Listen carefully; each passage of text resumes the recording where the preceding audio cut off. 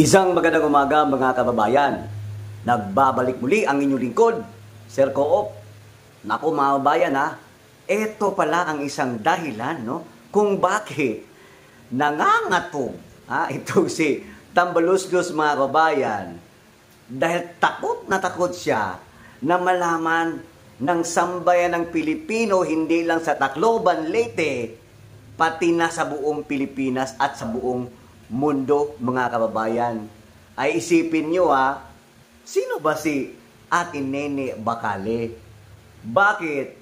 Parang naduduwag yata ito si Mr. Speaker, Bakit parang gusto niya na siya lang talaga ang siguradong mananalo diyan sa Leyte bilang kongresista, mga kababayan? Abay isipin nyo hindi naman pala basta-basta itong track record or experience ni Ate Nene Bacale. Abay isipin ninyo, kalyansa pala siya ng masa.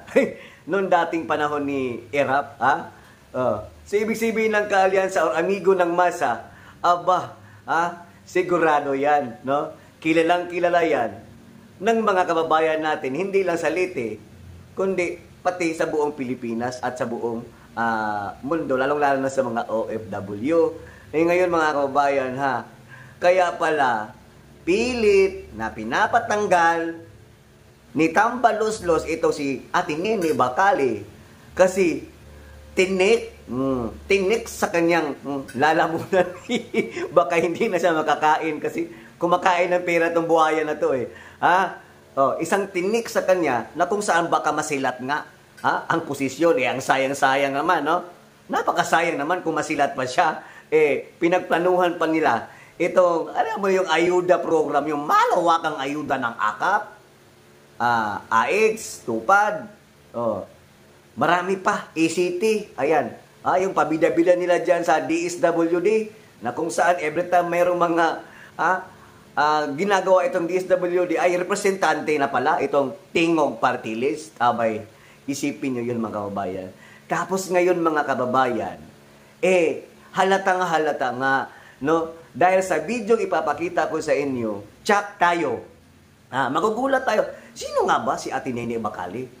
Bakit itong si Martin Romualdez alias Tambaluslos,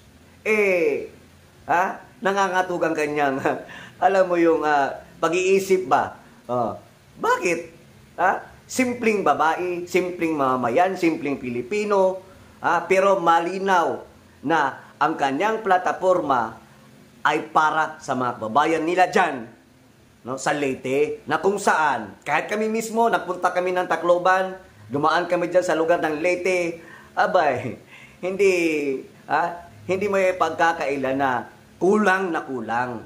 Makikita mo, kaliwat kanang, bayaran, hatagan, pagbibigay ng mga ayuda-ayuda program sa saan panig ng sulok ng mundo o ng Pilipinas. Pero ang Leyte o ang Tacloban diyan sa lugar nila ni Tambaluslos, makikita mo na napakabagal ang kanilang movement ng kanilang gobyerno diyan. Isipin niyo yung palengke, mismo ang palengke Naku, dugyot. Hindi naman sa pangaano, pero nakita natin yun. Ang kalsada, sumakay kami ng bus galing Manila, PTX, papasok pa lang sa kanila, ayun, umaalog-alog, umuuntol-untol ka na dahil ang daming butas. Kung ikaw ba naman ay pabida-bida, dapat unahin mo ang distrito mo kasi congressman ka. Ang problema, ang nangunguna kasi sa Tambaluslos na to, nangunguna yung pakitang tao ba sa ibang lugar.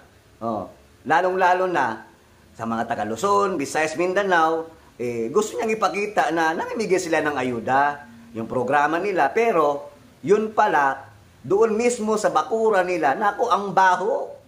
Hindi lang mabaho ang lugar, kundi mabaho na po sa taong bayan. Isipin niyo, sinabi ni Ate Nene Bacale, at naitanong siya dito sa interview na to, bakit ka ba tumakbo, Ate Nene Bacale? Ano ba ang dahilan? O ano ba talaga ang nagudyok sa'yo na para kalabanin itong si Tambaluslos o Martin Romualdez? Ang sabi ni Ate Nene, mga kabayan sa video ito, yung nagudyok sa akin, yung hinaing ng sambayan ng Pilipino diyan sa distrito nila na kung saan hindi na gusto ang pamamalakad ni Martin Romualdez, mga kababayan. Kaya siguro, napag-isip-isip no, ni Martin Romualdez, abay, teka muna, isinini Bakali, mga kababayan, talagang taga dyan yan. Alam na alam niya itong kalakaran ngayon na nangyayari dyan sa gobyerno nila, sa Congress, lalong-lalo na sa mamuno ni Martin Romualdez. Kaya siguro, talagang pinapatanggal, no, kasabwat. Malay mo kasi hindi naman yan matatanggal kung hindi nga doon mismo galing sa Comelec. So, ibig sabihin, may kunaybas nga ba? May kunaybas nga ba sa itong si Mr. Chair, no? Si George Garcia at saka ito si Martin Romualdez. Naku. Ano palang gusto nila? Mananalo siya, nawala siyang kalaban?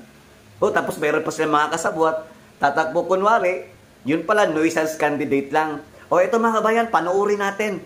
At para malaman natin na ang simpleng isang tubong, Dagaracloban, Leyte, babangga dito sa isang malaking buaya, no, sa bansang Pilipinas natin.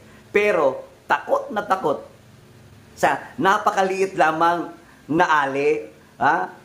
Diba, isipin mo yun, ito na po yung video.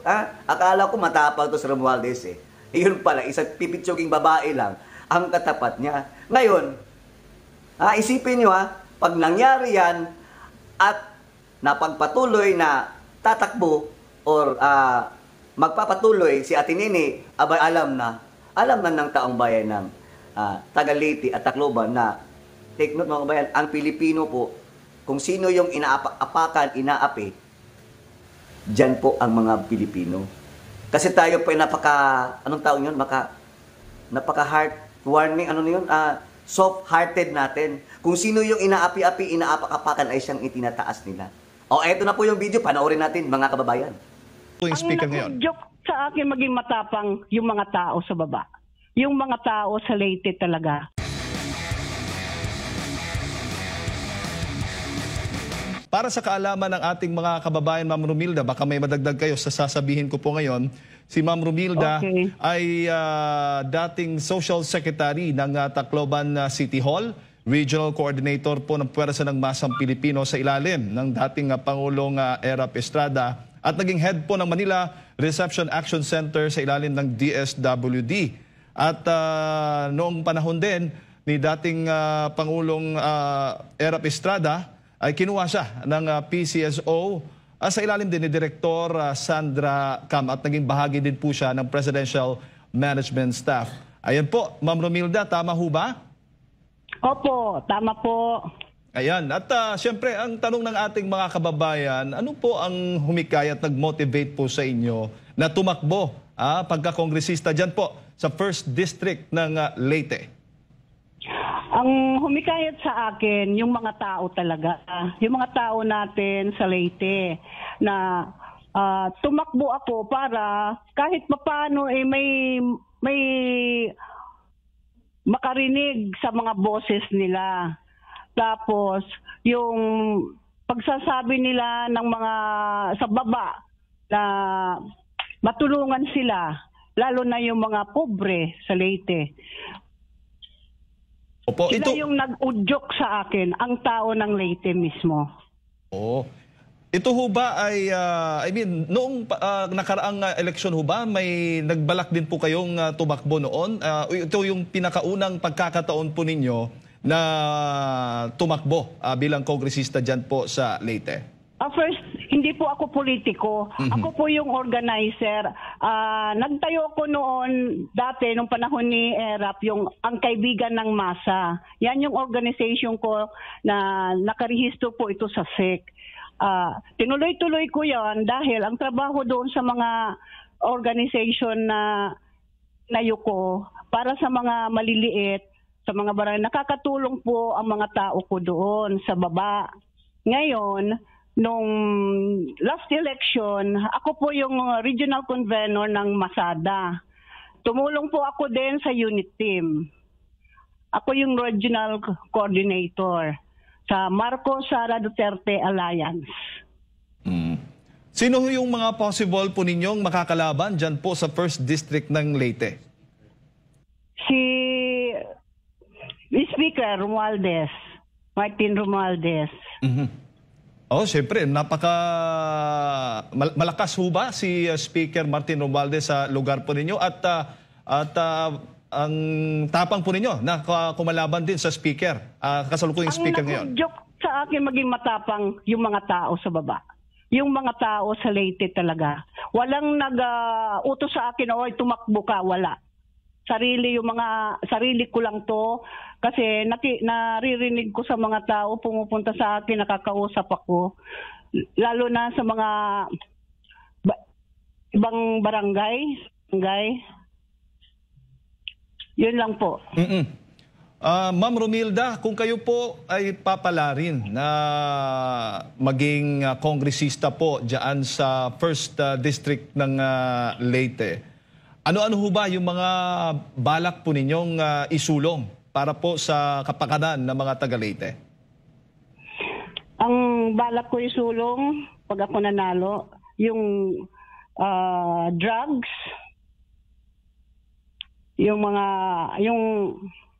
kasi marami na talaga mga bata na nalululong sa drugs. Tapos gusto ko sana maibalik din yung death penalty na naisulong ni dating president natin, Rodrigo Duterte. Linawin ko lang yung paglaban sa illegal na droga at yun po yung gusto po ninyong ipagpatuloy, no? Na isinagawa noong una ng dating Pangulong Rodrigo Roa Duterte. Diyan po ba sa Leyte, ano-ano ho ba yung mga gusto nyong baguhin? Gusto ko baguhin yung yung mga pamimigay nila ng ayuda kasi ang mga tao nag-aantay na lang ng ayuda. Gusto ko bawat pamilya magkaroon ng livelihood program. Magkaroon sila ng sarili nilang pagsisikap para sa pamilya nila. At matulungan yung mga bata, yung mga anak nila na makapag-trabaho rin. Matulungan ang magulang. Yun po, Ma'am Romilda, dahil yan nga po yung isa sa mga nakikita natin na pamimigay ng ayuda sa mga maralitang Pilipino. Ang pamimigay ho ba ng ayuda dyan, ano ba, buwan-buwan? Ano ho ba, paano ho ba yung pagtanggap ng mga kababayan natin dyan sa Leyte? Every month yata. Tapos hindi naman pare-pareho, hindi naman lahat talaga nabibigyan. Pero mga politika lang naman ang mga dyan, nabibigyan. Tapos sa baba, pinipili pa. O ano ka, Duterte ka, hindi ka po pwede. Tapos, kawawa naman din yung mga yun. Nakanganga lang sila, nakapila pa. Tapos wag-uwi, wala silang dala. So ayan, nag-aaway-away. O bakit ito hindi nabigyan? Dapat, kung mamimigay naman lang, pantay-pantay.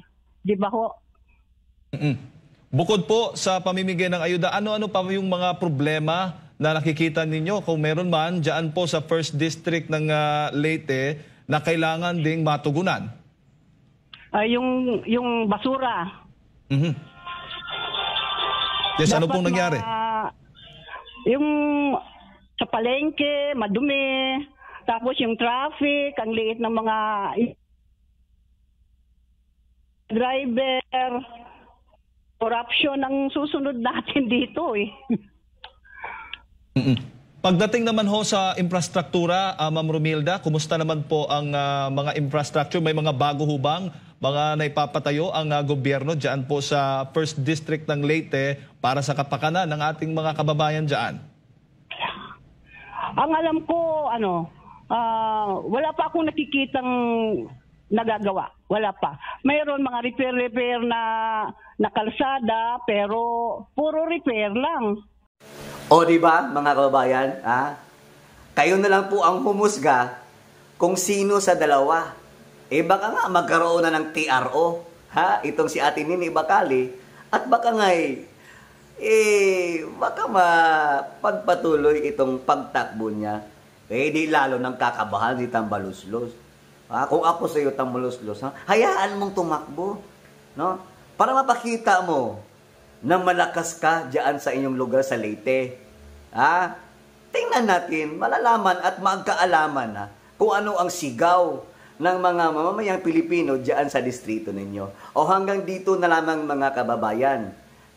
Maraming salamat and God bless us all.